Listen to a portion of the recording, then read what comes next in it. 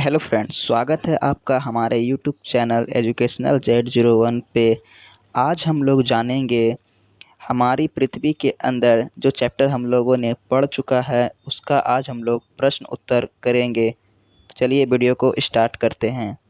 यहाँ पहला प्रश्न दिया गया है कि पृथ्वी के तीन परतें क्या है, यानी कि पृथ्वी के तीन परत कौन कौन से हैं। चलिए देखते हैं कि पृथ्वी के तीन परत, पहला है प्रपटी, दूसरा है मेंटल, तीसरा है आंतरिक क्रोड। ठीक है, आइए दूसरा क्वेश्चन देखते हैं हम लोग। दूसरा क्वेश्चन बोलता है कि सेल क्या है।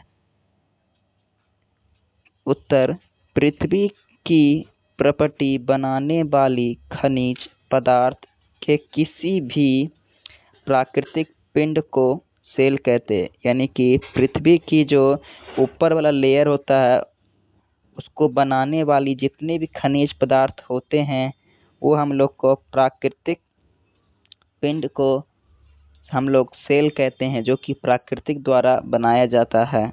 चलिए आगे देखते हैं।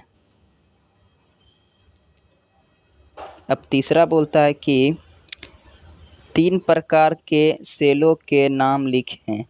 कौन कौन से तीन प्रकार सेल हैं? तो पहला है आग्नेय सेल, जिसको कि इग्नियस कहते हैं। ठीक है, दूसरा है अपसादी सेल, जिसको कि सेडिमेंट्री सेल भी कहते हैं। तीसरा है कायांतरिक, जिसको कि मेटामॉर्फिक सेल भी कहते हैं। आइए आगे देखते हैं। अगला प्रश्न बोलता है कि बहिर्वेदी एवं अंतर्वेदी सेल का निर्माण कैसे होता है। तो सबसे पहले हम लोग बहिर्वेदी के बारे में जानेंगे। कहता है कि जब द्रवित लावा पृथ्वी की सतह पर आता है, यह तेजी से ठंडा होकर प्रपटी पर ही बने सेल को बहिर्वेदी आग्नेय सेल कहते हैं। यानी कि द्रवित मैग्मा जब ठंडा होकर पृथ्वी पर ही जम जाता है ठोस पदार्थ के रूप में, उसे ही हम लोग बहिर्वेदी सेल के नाम से जानते हैं। दूसरा हम लोग बोला था कि अंतर्वेदी सेल किसे कहते हैं। द्रवित मैग्मा कभी कभी भूप्रपटी के अंदर गहराई में ही ठंडा हो जाता है। इस प्रकार बने ठोस सेलों को अंतर्वेदी आग्नेय सेल कहते हैं। यानी कि द्रवित मैग्मा कभी कभी क्या होता है कि भूप्रपटी के अंदर ही जम जाता है और वहीं पे अपना सेलों का निर्माण ठोस पदार्थ के रूप में कर लेता है, उसे ही हम लोग अंतर्वेदी सेल कहते हैं।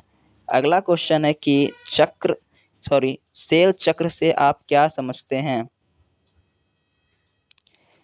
एक सेल से दूसरे सेल में परिवर्तन होने की इस प्रक्रिया को सेल चक्र कहते हैं। यानी कि एक सेल बना और दूसरा सेल फिर बन गया, वही परिवर्तन जो होता है उसी को हम लोग सेल चक्र के नाम से जानते हैं। आइए आगे बोलता है कि सेलों के क्या उपयोग है। यानी कि सेलों का उपयोग हम लोग किन किन चीज़ों में करते हैं, जैसे कि क्या क्या चीज़ से होता है। जैसे कि सेल का उपयोग होता है कोयला, प्राकृतिक गैस, पेट्रोलियम, उद्योग, औषधि, उर्वरक, लोहा, एल्युमिनियम, सोना एवं यूरेनियम। इन्हीं सब के द्वारा जो है सेलों का निर्माण यानी उपयोग होता है। चलिए अगला प्रश्न देखते हैं। अगला प्रश्न बोलता है कायांतरिक सेल क्या है। आग्नेय एवं अपसादी सेल उच्च ताप एवं दाब के कारण कायांतरिक सेल में परिवर्तन हो जाता है। इसी को हम लोग आग्नेय यानी कि इसी को हम लोग कायांतरिक सेल कहते हैं। यानी कि आग्नेय एवं अपसादी सेल उच्च ताप एवं दाब के कारण कायांतरित में बदल जाता है। यानी कि ये दोनों सेल जो है एक दूसरे में जब परिवर्तन होता है तापमान के कारण ही, तो ये कायांतरिक सेल में परिवर्तन हो जाता है। अगला क्वेश्चन हम लोग का होता है, ये देखिए अगला है सही गलत करने वाला। बोला है यहाँ पे द्रवित मैग्मा से बने सेल को क्या कहते हैं। यानी कि जब मैग्मा जो है लावा, जिसको कि लावा हम लोग बोलते हैं, उससे सेल कौन सा प्रकार का बनता है, यानी कि द्रवित यानी कि पूरा पिघला हुआ, तो मेग्मा यानी कि लावा यानी कि आग्नेय चट्टान, इसका हो जाएगा सही उत्तर। अगला बोला है कि पृथ्वी की सबसे भीतरी परत को हम लोग क्या कहते हैं, यानी कि पृथ्वी की सबसे आंतरिक यानी कि अंदर वाले लेयर को हम लोग क्रोड कहते हैं। ठीक है। अगला बोला है कि सोना, पेट्रोलियम एवं कोयला किसका उदाहरण है, यानी सोना, पेट्रोलियम, कोयला जो है वो किसका उदाहरण है। ये उदाहरण हो जाता है जीवाश्म का। ठीक है। सेल जिसमें जीवाश्म होते हैं उसको क्या कहते हैं। आग्नेय सेल तो होगा नहीं, अब शादी में तो होता है नहीं जिसमें जीवाश्म, ये कायांतरिक सेल हो जाएगा। ठीक है। पृथ्वी की सबसे पतली परत को हम लोग क्या कहते हैं, परपटी कहते हैं। ठीक है। अगला देखिए बोला गया है कि अगला हम लोग का प्रश्न है, निम्नलिखित स्तंभों को मिलान सही जोड़े में बताएं, यानी कि इसको मिलान करना है। पहला है क्रोड, पहला है क्रोड। क्रोड जो है ये मिल जाएगा किससे, एक मिनट देखिए, हाँ, पहला है क्रोड, क्रोड मिल जाएगा सबसे भीतरी परत को हम लोग क्रोड कहते हैं। ठीक है।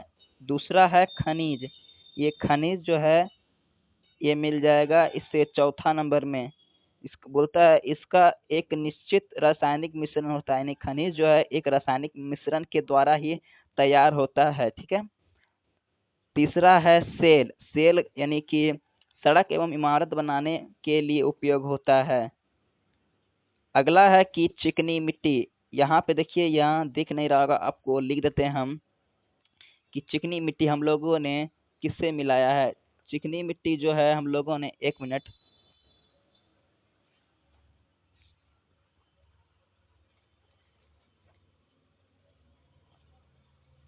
चिकनी मिट्टी जो है स्टील में बदलता है, लिख देते हैं यहाँ पे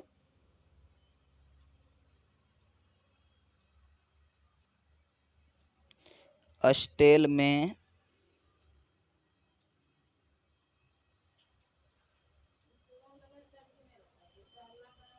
स्टील में बदलता है। ठीक है। अगला है सियाल, यानी कि जिसको हम लोग बोलते हैं सीएल, यानी सिलिका एल्युमिनियम। सिलिका एल्युमिनियम जो है ये किससे मिला है, ये मिला है सिलिका एवं एल्युमिना से बना होता है।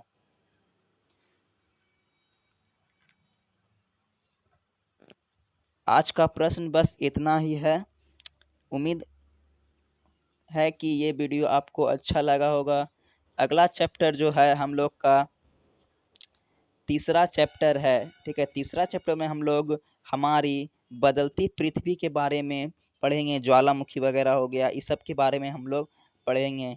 अगर आप लोगों ने पहला और दूसरा चैप्टर नहीं देखा है तो डिस्क्रिप्शन में हमने लिंक देख लिया है, वहाँ से जाके देखें। और हम लोगों ने दूसरा चैप्टर का क्वेश्चन आंसर करा दिया है, पहला का भी हम लोगों ने करा दिया है। ऐसे ही करते करते एक दो हो गया है, तीन चार पाँच, कुल मिला करके हम लोग का 7 क्लास का एनसीईआरटी जो है उसमें सामाजिक विज्ञान में यानी कि भूगोल चैप्टर में सब मिला के अध्याय 7 तक है, यानी 7 अध्याय है। इसका हम लोग पूरा डिटेल से पढ़ेंगे और इसका क्वेश्चन आंसर करेंगे। इसके बाद हम लोग जो है ये खत्म होने के बाद फिर हम लोग इतिहास लाएंगे, इतिहास के बाद फिर हम लोग पॉलिटिकल साइंस लाएंगे। ठीक है। अगर वीडियो पसंद आए तो लाइक और एक कमेंट करें कि ये वीडियो कैसा लगा। ठीक है। बाय।